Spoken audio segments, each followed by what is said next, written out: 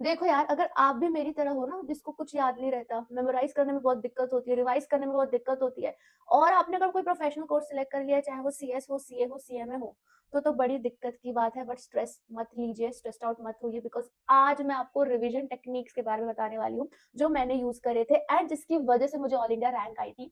ये revision technique, strategies, methods मैं मेरे काफी सारे वीडियो में बहुत ही बार बोलती हूँ। तो ये वीडियो स्पेशली उन नए बच्चों के लिए है जिन्होंने चैनल को सब्सक्राइब करा है एंड जो बहुत ही ज्यादा डरे हुए हैं कि अब हम सीएस के सिलेबस को, सीए के सिलेबस को याद कैसे रखेंगे। हजार हजार पेजेस के मॉड्यूल है, उसका क्या करना है, सारी चीजें बता रही हूँ, बहुत अमेजिंग टेक्निक्स बता रही हूँ। सो नोटबुक और पेन लेके बैठना और इस टेक्निक्स को लिख लेना। चलो शुरू करते हैं इस वीडियो को। नंबर वन है the most important part, irrespective आप कोई भी टेक्निक यूज कर रहे हो, the first foremost important thing जो आप करोगे वो ये कि सुबह का टाइम। अब आपका सुबह अगर दोपहर के 12 बजे होता है, डजेंट मैटर, जब भी आप उठते हो, स्टार्टिंग का जो 15 मिनट से लेकर आधा घंटा होता है, उसमें सिर्फ और सिर्फ रिवीजन ही करना है। उसमें आपको कोई नया पढ़ाई नहीं करनी है, कोई नए लेक्चर्स नहीं देखने हैं।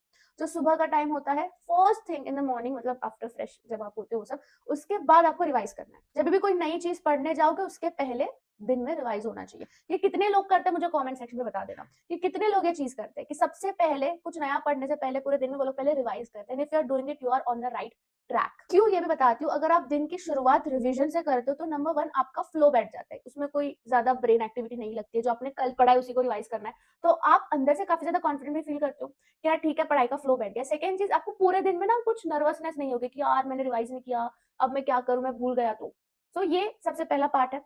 अब coming to the strategy part, कि आप सुबह उठ के रिवाइज तो कर रहे हो, जो आपने कल पढ़ा है वो, अब जो नया पढ़ रहे हो उसको कैसे याद रखना है।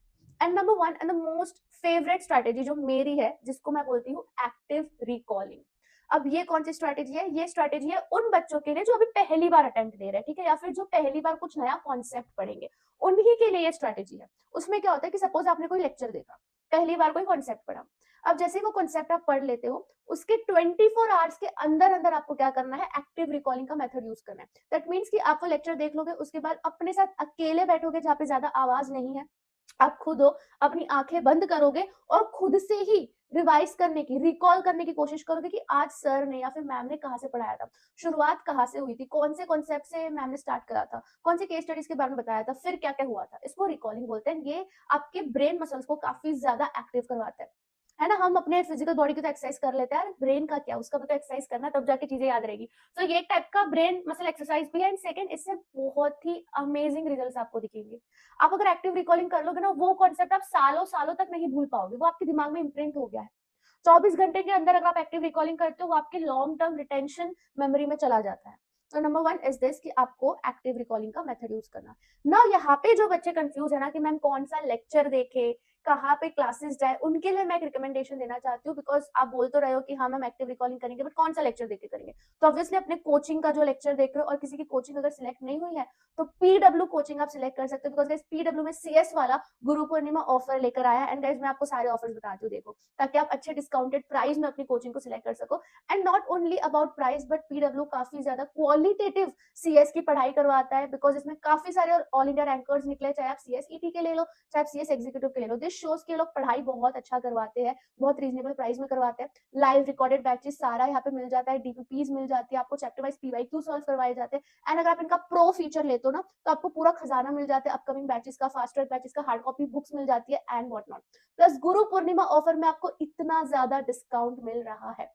सो गाइस लिंक डिस्क्रिप्शन पर डाल रही हूँ। NP200 कूपन कोड यूज करोगे ना तो 200 रुपए एक्स्ट्रा ऑफ मिल जाएंगे। कोचिंग की प्रॉब्लम भी आपकी हो चुकी है सॉल्व। अब इसी के साथ हम आ जाते हैं हमारे दूसरे रिवीजन टेक्निक पर, which is scribble method. Now again ये मेरा बहुत ही अमेजिंग मेथड है, जो मुझे लाइक बहुत मुश्किल मुश्किल सी जो चीजें होती है, रट्टा मारने वाली, स्पेशली रट्टा मारने वाली चीजें, वो मुझे इस स्क्रिबल मेथड ने काम करवाया है, हेल्प करवाई है। कैसे? सो हमारे ना एग्जीक्यूटिव में there was this subject ILGL, जो भी आप लोगों को नहीं है, JIGL हो चुका है एंड राइटिंग हो चुकी है आप लोगों को। मेरे टाइम पे इट वाज MCQ।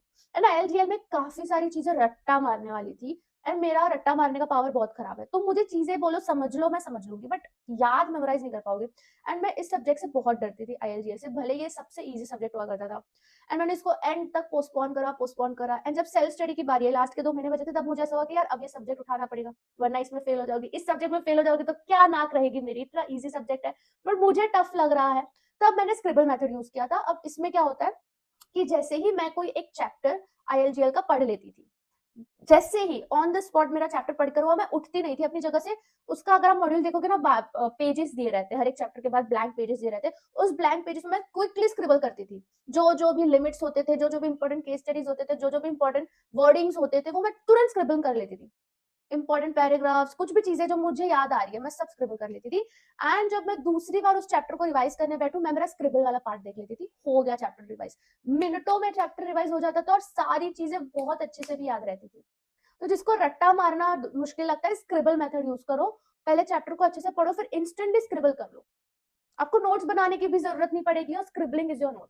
तो ये भी एक रिवीजन मेथड है जो बहुत काम की चीज है। Now coming to the third revision method, which is again very scientifically proven revision method. जब मेरे टाइम पे मैं रिसर्च कर रही थी कि क्या करूं, तब मुझे यूट्यूब पे रिवीजन मेथड मिला था, विच इज 1:1:1।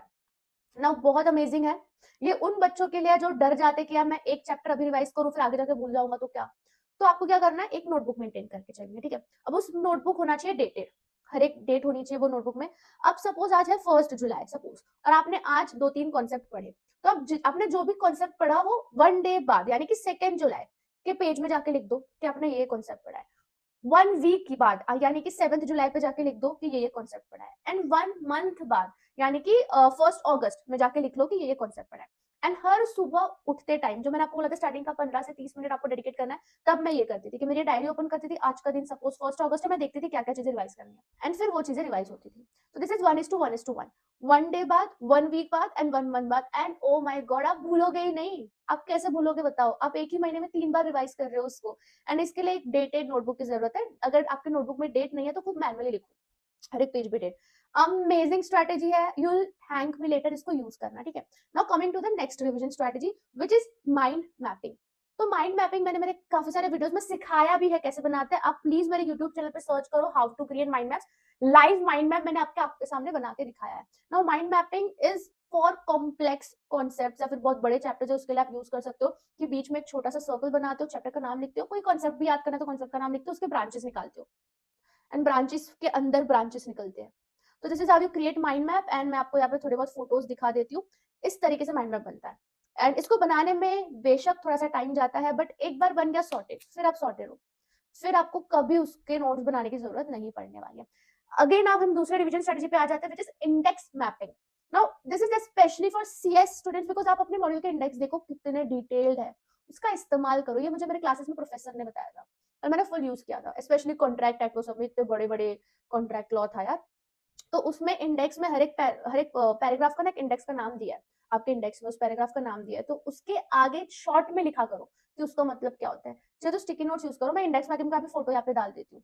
इस तरीके से आप लोग इंडेक्स मैपिंग कर सकते हो। इसका भी वीडियो मेरे चैनल पर आपको मिल जाएगा, कैसे बनाते हैं वो भी मिल जाएगा। तो मेरे चैनल पर जाकर थोड़ा सा रिसर्च करो, सारी चीजें हैं। Next revision strategy is not so popular, but जो बच्चों ने रिसेंटली इसको ट्राई करा है वो मैं आपको बता रही हूँ कि बहुत अमेजिंगली काम करता है, विच इज कि आप उसका टेस्ट दे दो, आप उसके क्वेश्चन आंसर सॉल्व कर लो, एंड वो अपने आप आपके लॉन्ग टर्म मेमोरी रिटेंशन में बैठ जाएगा ना। ये मैंने खुद लेटली डिस्कवर किया, जब बच्चे खुद मुझे बोलते हैं कि मैम हम टेस्ट दे रहे हैं और हम बहुत ज्यादा कॉन्फिडेंट फील कर रहे हैं, उससे वो लोग क्लियर भी हो रहा है। तो जब भी आपको डर लगे कोई चैप्टर से, आपको याद है नहीं है, उसका टेस्ट दे दो, बट टेस्ट देने से पहले उसका पीवाईक्यू सॉल्व कर लेना। एंड टेस्ट के लिए डेफिनेटली आपके पास रैंकर्स वेव है, स्पेशल 50 कूपन कोड यूज करो, जल्दी से एनरोल हो जाओ। लिंक इसकी भी डिस्क्रिप्शन पर डाल रखी है, specially made for CS students guys.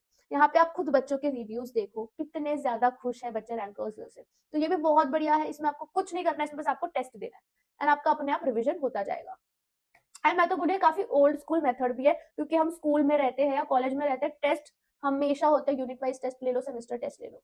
तो ओल्ड स्कूल मेथड है एंड बहुत इफेक्टिव मेथड है। So yes guys, that's it. I hope ये वीडियो आपको काम आया होगा। कमेंट सेक्शन में बताना आपको कितने रिवीजन टेक्निक्स पता थे, एंड मिलते हैं दूसरे वीडियो में। Bye bye, best of luck.